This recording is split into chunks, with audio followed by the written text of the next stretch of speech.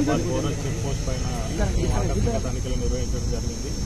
దీనికి సంబంధించి ఈ చెక్ పోస్ట్లో ఉన్న అన్ని రికార్డులు తనిఖీ చేస్తూ దీంట్లో ఏమైనా తప్పులు జరిగినాయా లేదా అనేది రిపోర్ట్ తయారు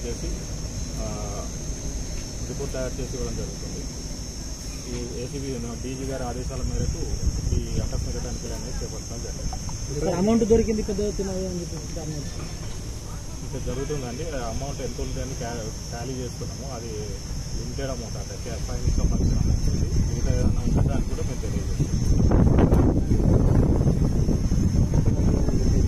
అదే రికార్డులను తనిఖీ చేస్తున్నాం.